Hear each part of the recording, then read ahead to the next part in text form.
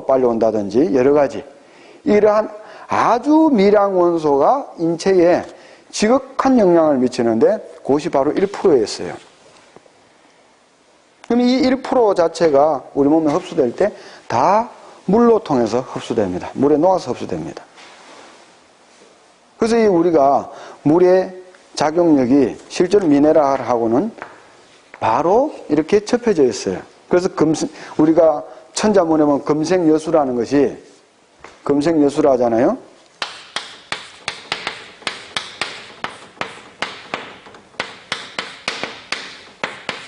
그러니까 아름다울 여자인데 이 금속 성분은 즉 미네랄을 뜻합니다. 미네랄은 물을 아름답게 한다. 물이 살아있는 생수가 되려면 미네랄이 있어야 된다. 미네랄이 없는 물은 죽은 물입니다. 그래서 물의 생명성은 바로 미네랄을 가지고 있어요. 그래서 미네랄하고 물이 인체에 작용하면서 이 생명성을 가동시키고 있습니다. 실제 물만 가지고는 이 생명성이 가동이 안 되게 돼 있어요. 그래서 이 원시 상태의 태초의 물은 미네랄이 풍부한 물이었습니다. 그게 바로 태초 바다의 그 상태입니다. 그걸 우리 세포가 지금도 기억하고 있어요. 그래서 이 미네랄이 풍부한데 태초의 바다에 있던 그 바닷물의 상태의 미네랄을 가진 그 미네랄이 된다. 그것을 가장 풍부하게 가진 것이 바로 뭐냐? 이 맥반석이더라.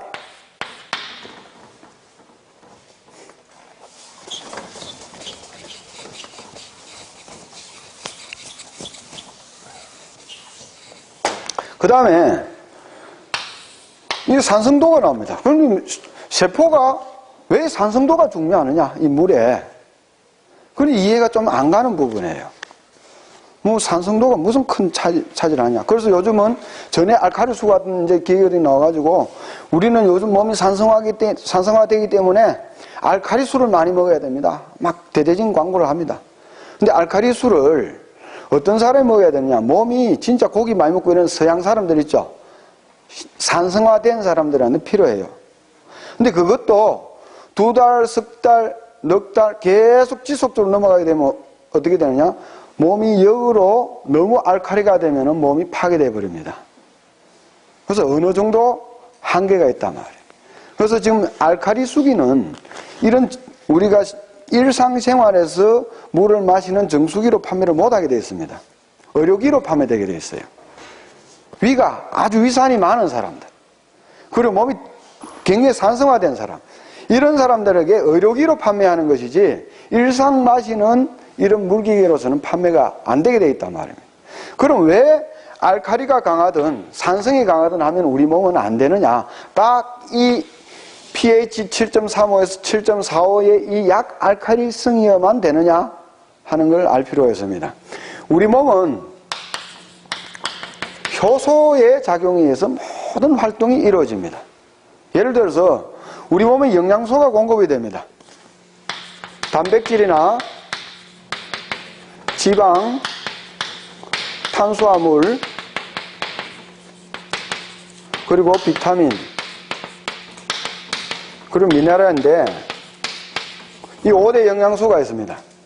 그러면 이런 영양소만 공급한다고 이것이 바로 우리 몸에 들어가서 바로 이게 세포 합성이 되고 몸에 필요한 호르몬이 되고 되느냐? 혈액이 되고 되느냐? 아닙니다. 이걸 만들어주는 일꾼이 있어요. 먼저 우리가 소고기를 먹으면 이게 바로 내 살로 가느냐? 아닙니다. 분해를 시켜서, 즉 소화 과정에 분해를 시켜서 아미노산으로 만들어가지고 그 아미노산을 가지고 다시 합성을 해가지고 세포를 만들어냅니다. 그럼 분해시키고 그걸 다시 또 합성시키고 이건 누가 하느냐? 효소가 합니다. 효소가. 그리고 그 과정에 독이 나와요. 그 독은 또 어떻게 하느냐? 효소가 또 없앱니다. 우리 간에는 500여 가지 효소가 있습니다. 이 소화 과정에서 형성되는 모든 독을 없앱니다. 그 효소가 다 하고 있어요. 실질적으로 이런 영양소를 활용하는 것은 효소가 다 하고 있어요. 예를 들어서 미토콘드리아에서 우리가 에너지를 생성해내요. 효소가 없으면 생성이 안 됩니다. 그래서 인체가 움직이는 모든 작용을 효소가 하고 있는데 이 효소가 가장 활성되는 범위가 바로 임의범위입니다.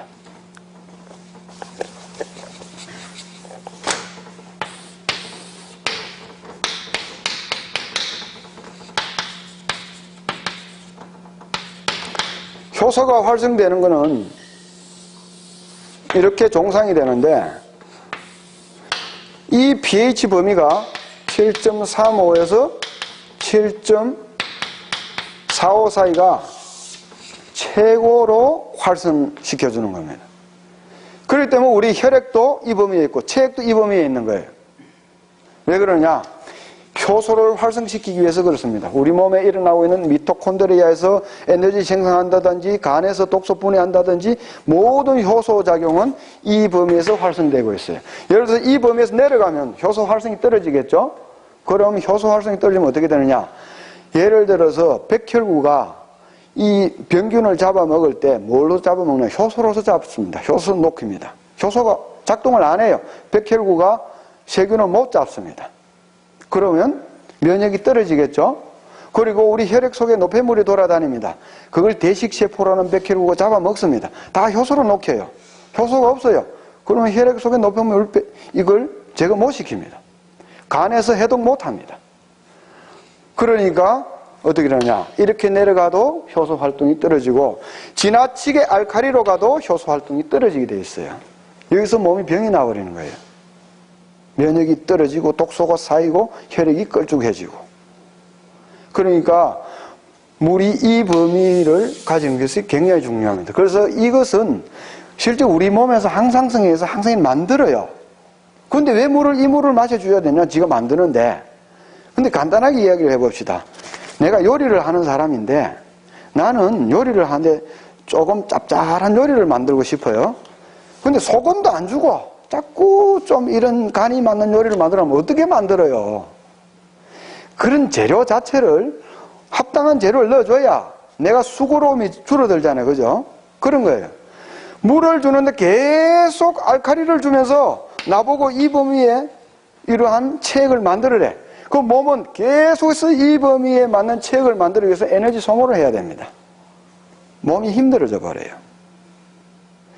그래서 몸이 힘들지 않고 스스로 잘 유지할 수 있는 범위에 물을 넣어주게 되면은 몸 스스로 잘 유지해 나갈 수 있습니다. 그래서 물은, 우리 세포는 이 범위의 물을 가장 좋아하게 되어 있습니다. 그리고 구조화된 물을 좋아한다 하는데, 물의 구조화에 대해서는 이것이 이제 참 우리 한국에 놓은 세계적인 참 자랑거리인 물박사, 전무식 박사가 이제 밝힌 겁니다. 원래 1964년도에 이제 이분의 스승 림 박사가 있어요, 미국에. 그분하고 공동적으로 물은 이런 단분자로 존재하는 게 아니고 클러스터를 이룬다. 즉, 포도송이처럼 여러 개 어우러진 구조다. 그래서 물이 활동이 다른 그러한 족속들하고 다르게 일어난다. 즉 물이 사도시에서 가장 밀도가 높고 한 것은 물의 그러한 어떤 집단 형성성 때문에 그렇다. 이제 발표를 했어요. 그런데 1970년도에 전무식 박사가 독자적으로 물의 구조화를 발표합니다. 물은 이렇게 서로 뭉쳐져 있지만 그냥 무작위로 뭉치는 게 아니다. 일정한 구조를 가지고 뭉쳐 있다. 근데 그 구조에는 세 가지가 있더라. 육각구조가 있고 오각구조가 있고 사슬구조가 있더라. 이걸 발표합니다. 그래서 이것을 슈퍼컴퓨터로 시뮬레이션해서 이것을 증명을 했어요. 그래서 이것이 전 세계적인 하나의 학설로서 지금은 인정돼서 자리를 잡았습니다. 그런데 우리 세포는 왜 그럼 육각구조의 이 물을 선호를 하느냐? 우리 몸의 세포에는 육각구조의 물이 62%가 있어요. 오각구조가 24%가 있습니다. 사슬구조가 14%가 있습니다. 그럼 육각구조가 좋으면 다 육각구조로 할 것이지 왜 사슬구조는 또 14% 있느냐 이게. 이상하죠? 이게 왜 그러냐. 태초에 바닷물이 형성될 때 요 구조였어. 우리 세포가 바닷물 속에서 형성될 때 이 구조였단 말이에요. 그래서 그걸 기억하고 있는 겁니다, 이 세포가. 그래서 그걸 계속 만들려고 고집하는 거예요. 이 구조에서 형성됐기 때문에 이게 제일 편해요, 세포한테는. 그런데 지금 우리가 세상에 나와 있는 물은 육각구조의 물이 이만큼 없습니다. 태초의 그 상태가 아닙니다. 좋은 약수태의 물도 지금 40%가 못 넘는다 그래요. 그리고 일반 수돗물은 20%가 안 됩니다. 그러면 이것도 어떻게 되느냐? 우리 몸에 들어가면 또 세포가 이걸 확보하기 위해서 또 노동을 해야 됩니다. 그죠? 에너지를 소모해서 육각구조를 만들어줘야 돼요. 그러니까 세포가 싫어하겠죠? 그럼 세포가 자기가 생명체니까 어떤 물 좋아하겠어요? 이 육각구조 좋은 게 들어오면 좋아하겠죠? 그래서 육각수를 마시면 확 흡수해버려요. 물을 옛날에 클러스터 이론이라 해가지고 물이 치밀하면은, 물의 입자가 잘면 흡수가 잘 된다 했는데 그것은 잘못된 학설입니다. 아무 관계없어요, 그거는. 물이 헤르스가 아주 높아가지고, 그거 아주 치밀한 구조로 해서, 그래서 세포의 흡수 잘 된다. 그게 이제 아니라는 게 증명됐습니다. 우리 세포에는 단백질로 이루어진 세포막이 있어요. 이 세포막에는 여러 개의 구멍이 있습니다. 이 구멍마다 통과하는 게 다 달라요.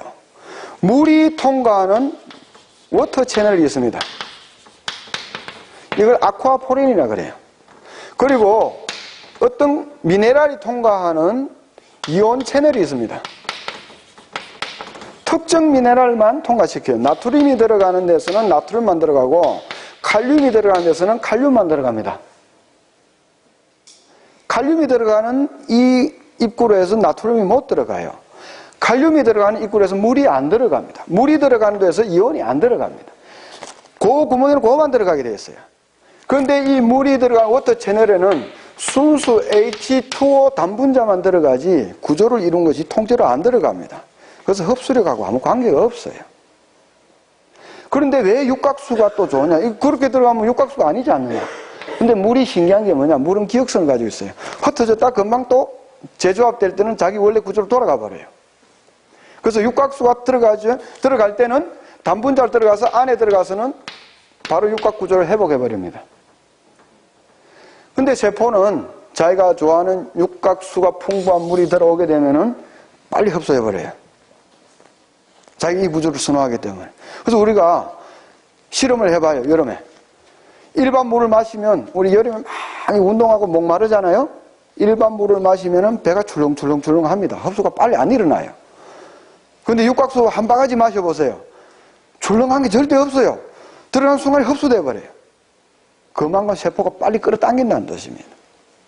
그래서 물이 치밀한 구조니 헤르스가 높니 이거 아무 관계 없어요. 물은 어디에서 흡수력이 좌우되느냐? 구조화에서 흡수력이 좌우되어 버립니다. 그래서 얼마만큼 육각수가 풍부하느냐? 여기서 좌우돼요. 그리고 육각수가 왜 그러면 세포에 이로우냐? 육각수는 첫 번째 이 구조가 보면은 공간이 이런 오각수에 비해 가지고 공간이 넓습니다. 공간이 넓다는 것은 어떤 물체를 녹여서, 물이 녹여서 운반할 때 산소든지 영양소든지 이런 것을 운반할 때 많이 가져올 수 있어요. 효율이 높단 말이에요. 노폐물을 운반할 때 많이 배출시킬 수 있어요. 효율이 높아요.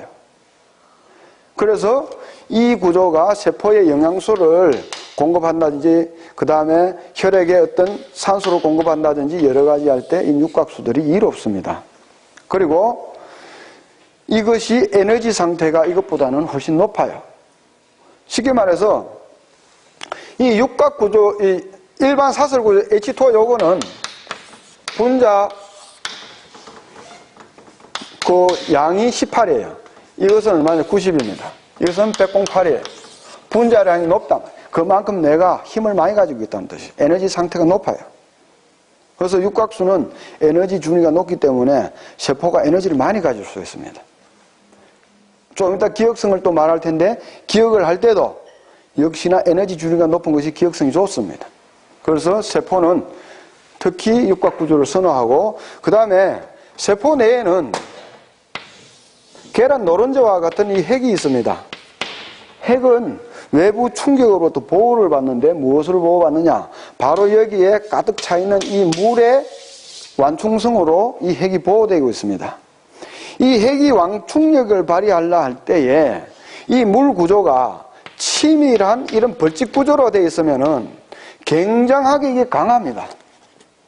우리가 지금 우주선을 쏘아 올리잖아요. 우주선 내부에 보면 무게를 줄이기 위해서 다 이제 구조화 시켜놨는데 그 벌집 구조로 만들어 놨어요.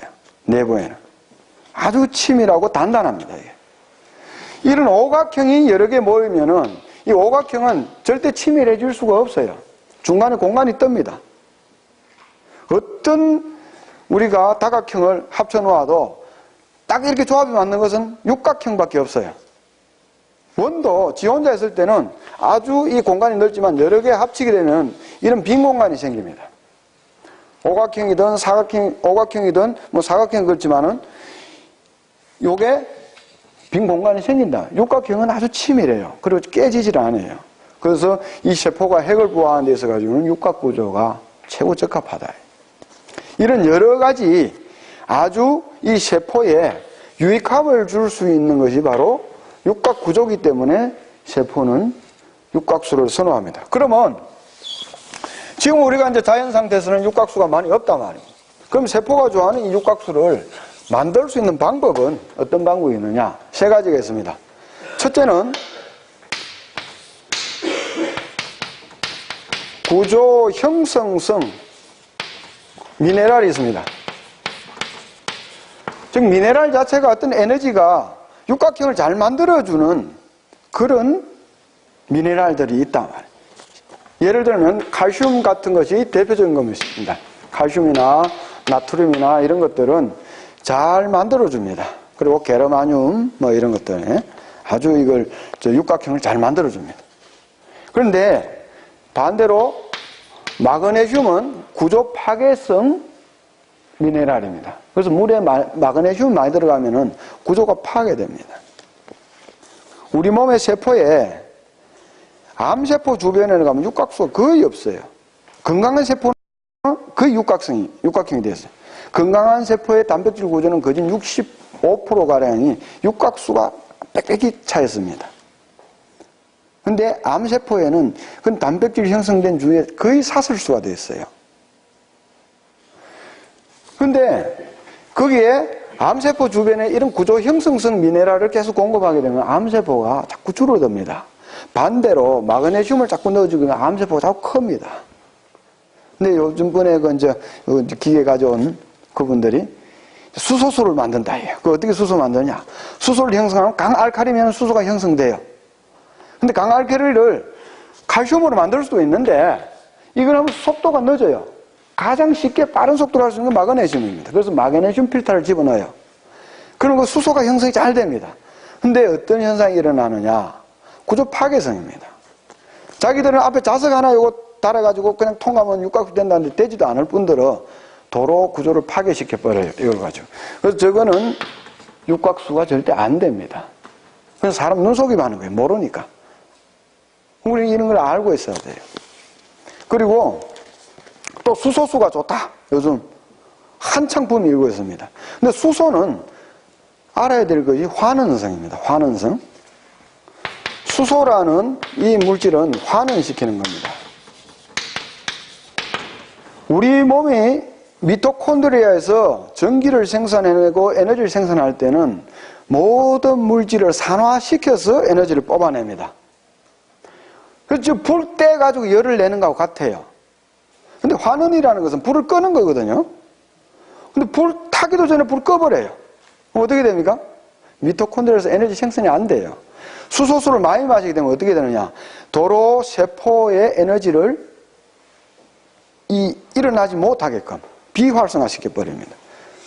우리 몸에 활성산소를 잡는다 할 때는 수소가 이로울 수 있습니다. 결합해서. 하지만 우리 몸의 에너지 활용면에서 볼 때는 큰 문제가 생길 수 있어요. 수소수가요. 그래서 그것은 우리가 깊이 고려해 볼 문제입니다. 그래서 지금 나오는 우리가 전해 알칼리수라든지 이런 수소수라든지 실제적인 우리가 인체의 어떤 구조면에 볼 때는 꼭 이롭지만 않지 않느냐 하는 것이 지금 현재 연구되고 있는 그런 과정입니다. 그 다음에 용존산소가 풍부해야 된다. 우리 이제 육각수 기계 매직 큐브가 돌면서 굉장히 이제 회오리 치면서 산소가 일어나잖아요. 그리고 그 육각 카트리지에 보면은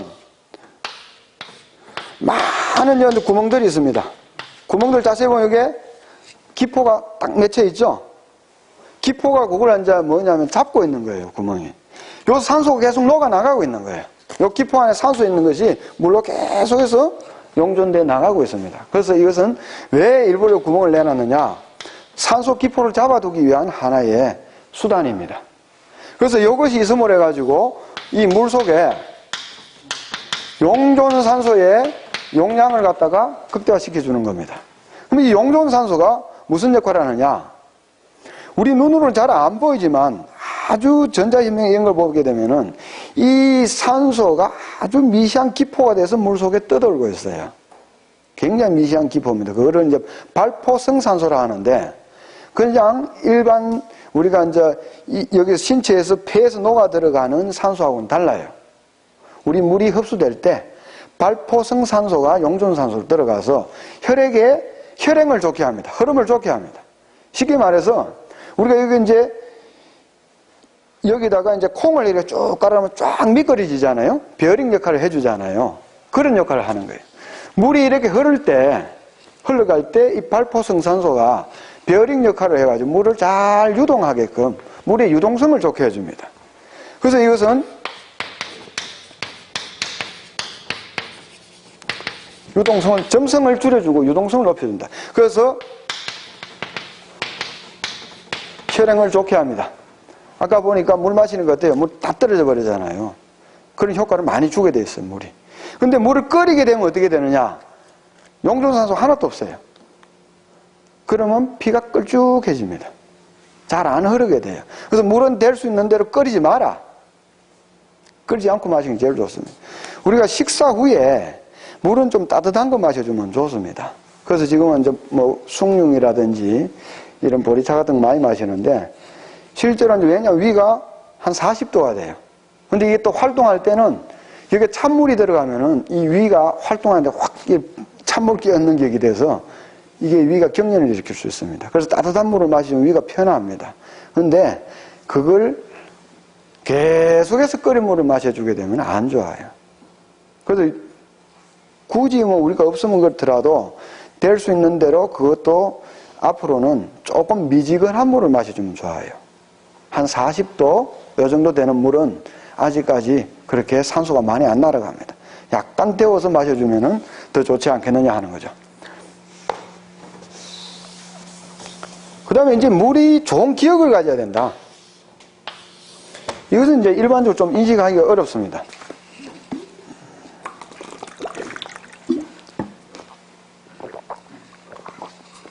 평소에 강의를 하면 이렇게 목이 잘 안 마른데 물 강의하면 계속 목이 말라요.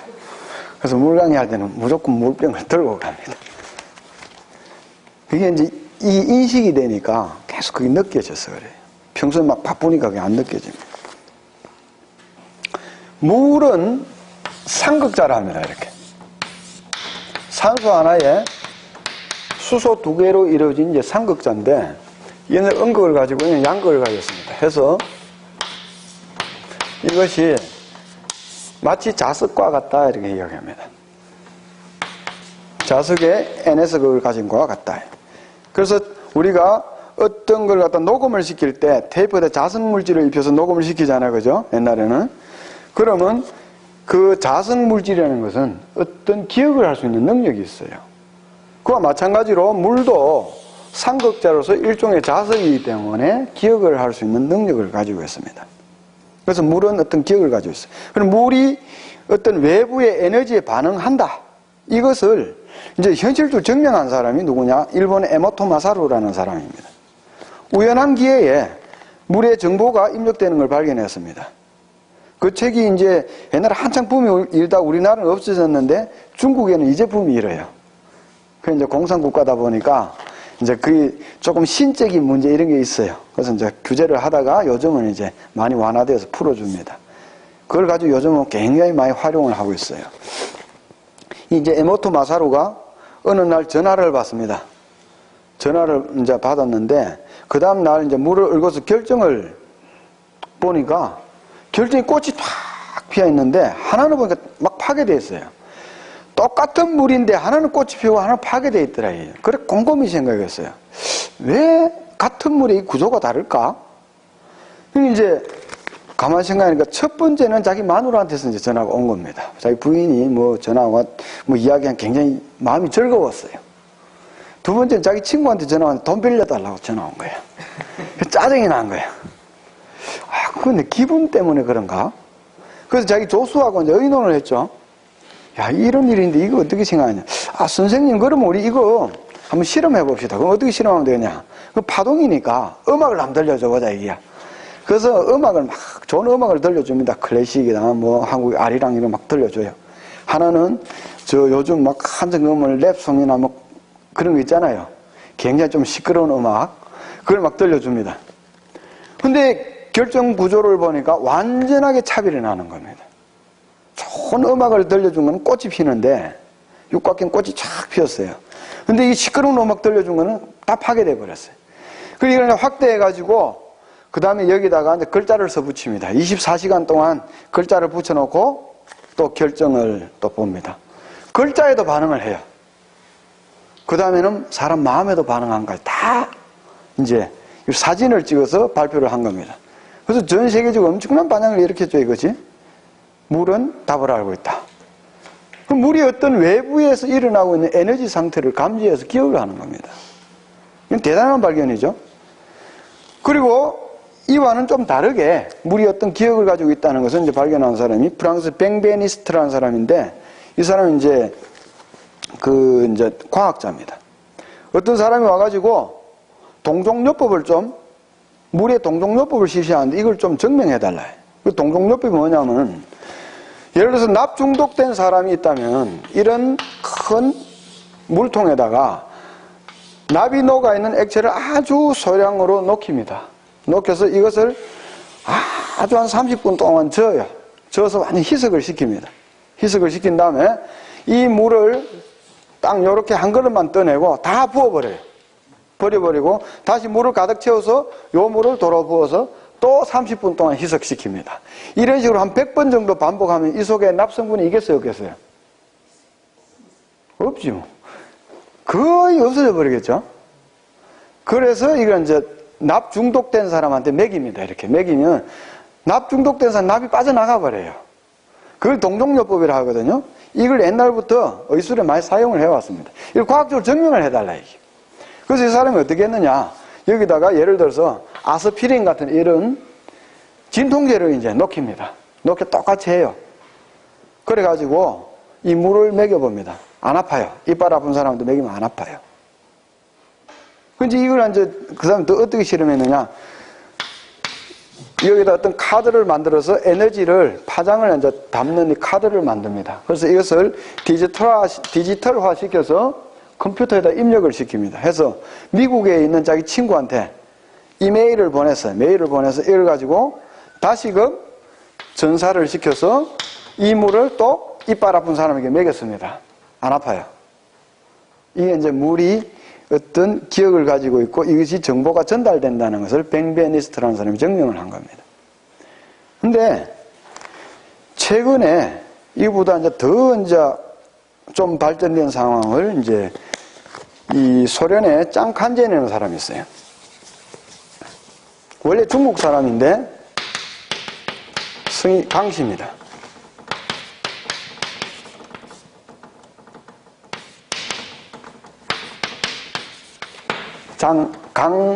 간정 이렇게 하는 건데 이제 중국말은 짱칸제네라고 하는데, 이 사람이 이제 옛날에 문화대혁명 시절 때 관념주의자라는 이제 그걸 써요. 그래서 그 중국에서 못 버티고 소련을 망령한 사람입니다. 이 사람은 이 생물장을 연구하는 사람입니다. 그래서 어떻게 하느냐. 계란이 부화될 때 병아리에 이런 정보를 좀 전에 그처럼 전사시켜서 기록을 담습니다. 이걸 가지고 어떻게 하느냐. 오리알이 부화될 때 이 파장을 쏘아 넣습니다. 반대예요. 오리알이 되는 걸 받았다가 계란을 부화시킬 때 쏘아 넣었어요, 이걸. 그러니까 여기서 계란에서 깨난 게 어떤 병아리가 태어나냐. 주둥이는 오리 주둥이에 발에 물갈기가 달린 병아리가 태어났습니다. 이것은 무엇을 뜻하느냐. 외부에서 주어지는 파장, 에너지에 의해서 DNA가 변화된다는 겁니다. DNA. 유전 정보가 외부의 어떤 파장에 의해서 변화된다는 것을 보여주는 거예요. 그럼 이것은 잘 활용하면 좋지만 무서운 결과를 도출시키게 됩니다. 쉽게 말하면 우리가 태초에 이 생명이 탄생될 때 물에서 형성되어 왔는데 그것이 계속 그런 정보를 유지해 왔습니다. 그런데 요즘은 외부에서 교란되는 정보가 담긴 물이 계속해서 우리 몸에 침투를 하고 있어요. 이것이 항상성에 의해서 우리 몸이 어느 정도까지는 DNA 구조를 유지를 합니다. 그러나 그것이 한계를 넘었을 때는 외부의 정보가 DNA 구조를 파괴시키게 됩니다. 그럼 기형아가 나오게 되어 있어요. 그래서 지금 이 물의 기억을, 나쁜 기억을 가진 물을 계속적으로 마셔줄 때 우리 몸에는 부분적으로 유전인자가 변형되어 갈 수가 있습니다. 이 변형된 유전인자가 자손들에게 유전됩니다. 그것이 2대, 3대 내려갈 때는 기형아가 속출하게 되어 있어요. 위험한 상황이 지금 벌어질 수가 있다. 예를 들면 대기 중에 우리가 원래 빗물이 내려올 때는 정류수가 내려옵니다. 근데 지금 정류수가 안 내려가요. 대기 중에는 납성분, 나쁜 그런 화학물질 성분 이런 것들이 다 깔려 있어요. 이걸 가지고 내려와서 지하수로 들어갑니다. 그 물을 우리가 마십니다. 그런 강물을 마시고 그런 지하수를 마십니다. 이것이 지속적으로 우리 몸에 누적되게 됩니다. 어느 정도까지는 내 몸이 항상성에 의해서 DNA 구조를 유지를 할 겁니다. 그러나 몸 전체가 이제 오염돼 들어올 때 심각한 상황에 이를 때는 DNA 구조가 변화될 수가 있어요. 그것이 이러한 물이 기억을 가졌다는 것이 좋은 의미로서도 있지만 자칫하다 징어 같은 오염된 환경에서는 나쁜 기억을 가진 물들이 인체에 침투하게 되면은 기형이 형성될 수 있다. 그럼 이 지구상에 지금 현재 형성되는 이 나쁜 기억을 없애자면 얼마나 걸리느냐? 지금 우리가 이거 형성되는 시간은 불과 200년도 채 안 됩니다. 산업혁명 때부터 시작됐다 하지만 실제로는 3, 40년 이내예요.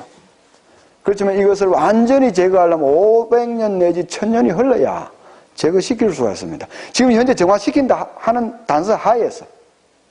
그럼 이게 정화 안 되고 계속 갈 때는 더 심해질 겁니다. 그래서 이 물이 지금 우리가 약수가 되는 것이 아니고 자칫하면 독수가 될 수 있어요. 우리 지구 인류를 어마어마하게 변화시킬 수도 있습니다. 물이 가진 생명성이 도로 인간에게 큰 병을 줄 수 있어요. 그것이 아직까지 생각을 못하지만 물이 가진 기억성 때문에 일어날 수 있다는 거죠. 그래서 물 속에 있는 기억을 없애버려야 됩니다. 없애버리고 좋은 기억을 도로 심어줘야 돼요.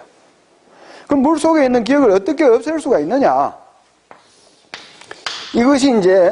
이것은 전무식 박사가 이야기한 것도 아니고 누가 이야기했느냐? 조사종 박사가 이야기한 겁니다.